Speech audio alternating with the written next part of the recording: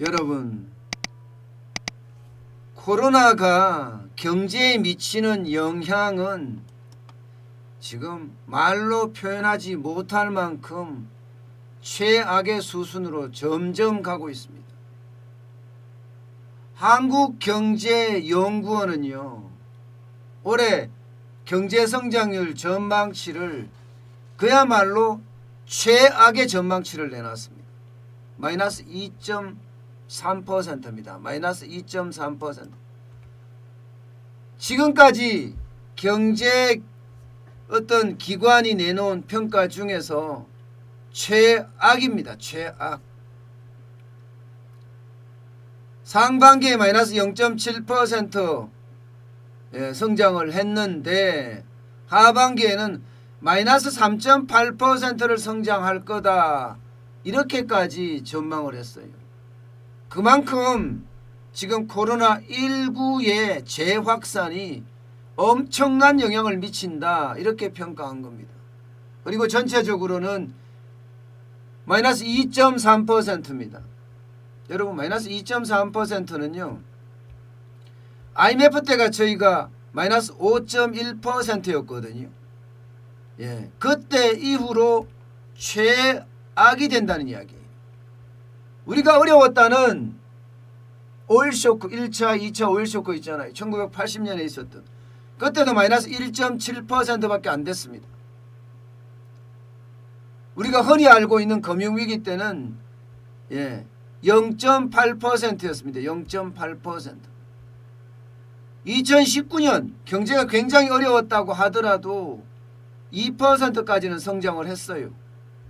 그런데 2020년에는 마이너스 2.3%까지 지금 뚝 떨어진다고 하는 거예요. 뚝 떨어진다. 자, 세부 지표로 보면요. 세부 지표로 보면 기본적으로 경제 성장률은 이 소비와 투자와 수출로 결정이 되잖아요. 당장 소비의 핵심이 이제 소비자 물가입니다. 소비자 물가. 예, 소비자 물가가 보면요. 상반기에 0.6% 성장을 해서 저물가 했습니다. 그런데 하반기에는 0.2%까지 떨어져서 올해 물가는 0.4%까지 떨어진다. 이렇게 전망을 했어요. 이것은요. 물가가 저물가다. 0.4%다. 이 말은 사람들이 소비를 안 한다는 이야기예요. 소비를 안 한다. 소비를 안 한다는 이야기는 경제 성장률에도 영향을 많이 미친다는 이야기입니다.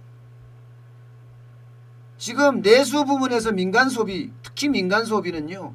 마이너스 4.1%까지 떨어질 거다. 이렇게 이야기를 하고 있는 중입니다.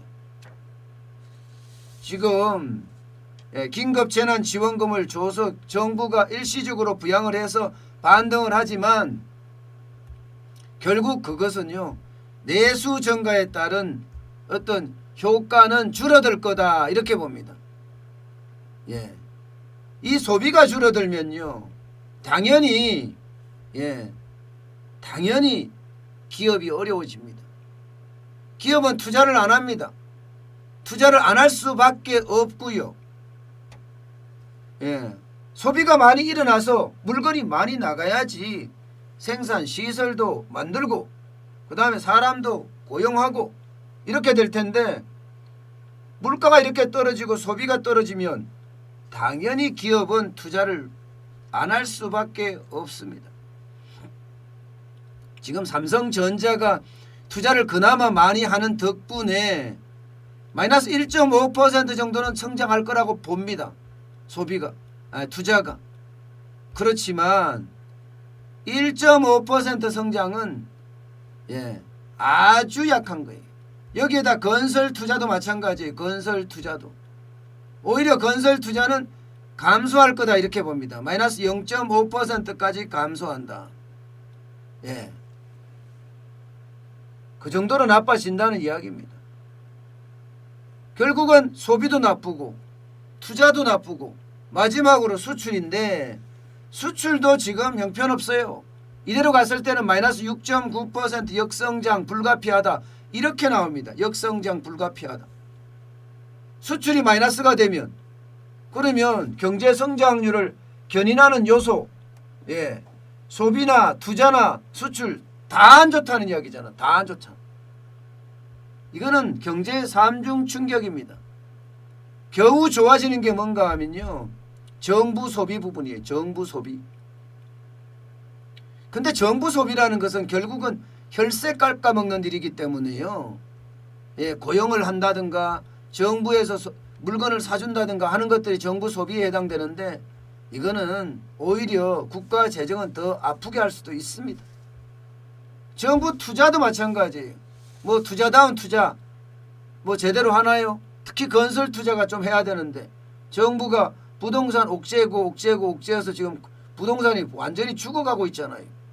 그렇다고 뭐 SOC 투자를 하나요? 사회 간접 자본에 대한 투자도 굉장히 늦어지고 있어요. 이렇게 되면 나빠질 수밖에 없는 게, 예, 성장률입니다. 경상수지도 지금 더 많이 떨어질 거라, 하반기에 그나마 좀 좋아질 거라고 이야기하지만 수출이 나빠지니까 510억 달러 정도밖에 못한다고 이야기하고 있어요. 한국은행은 지금 540억 달러는 간다고 했죠. 야, 이거 진짜 많이 떨어진 거예요.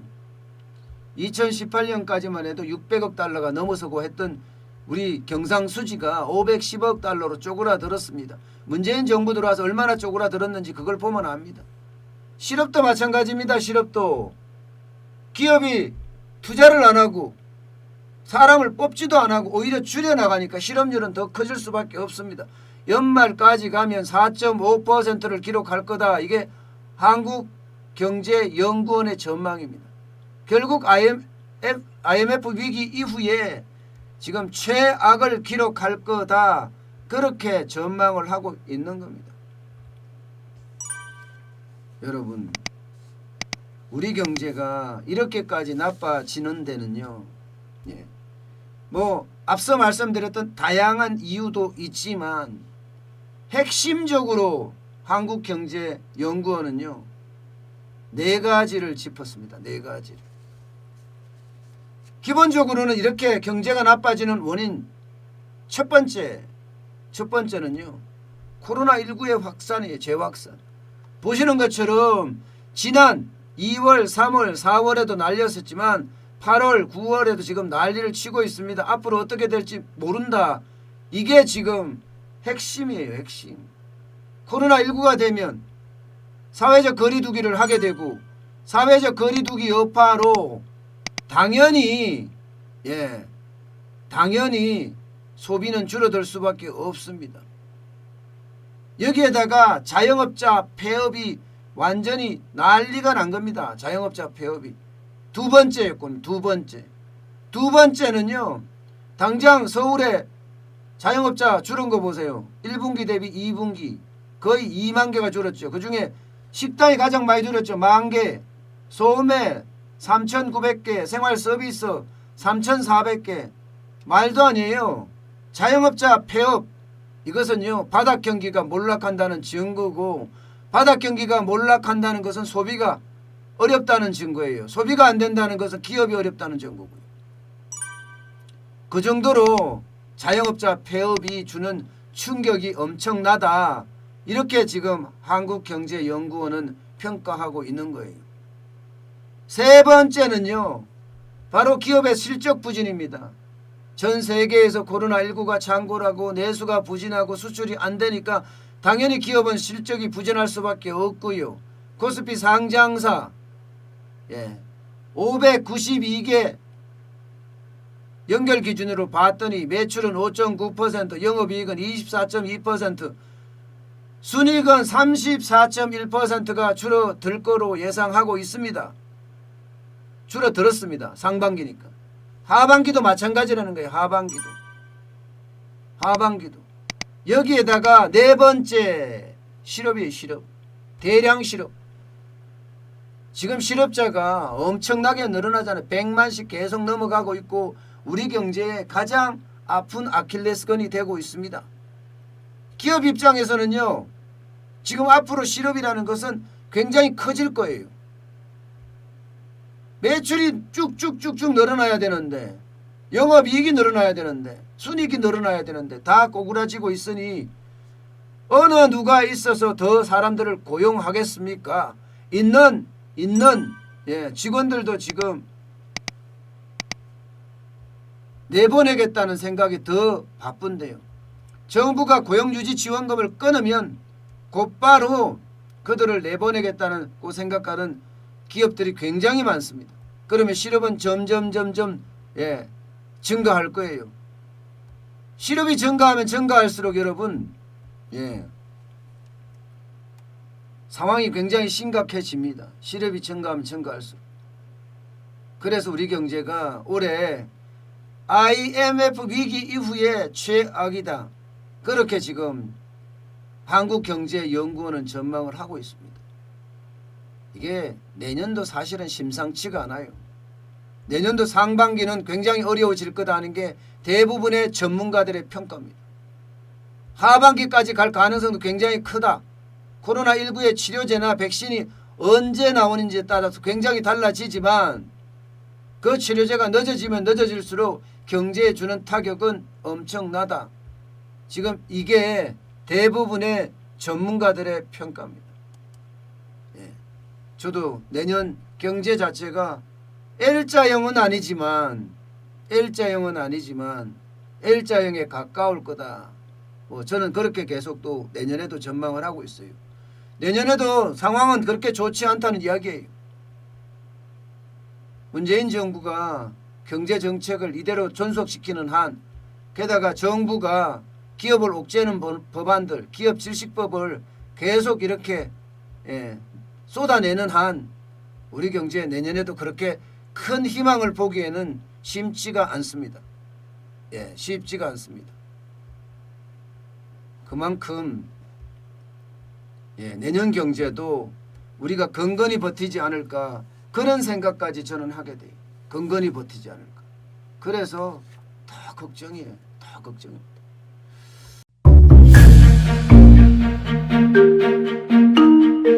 세종대왕과 샤넬 넘버5, 벤츠 자동차의 최고급 기종인 마이바흐의 공통점을 아시나요? 바로 침향입니다. 침향이란 동남아시아에서 자생하는 침향나무가 상처를 입었을 때 스스로를 보호하기 위해서 분비시키는 침향나무의 진액입니다.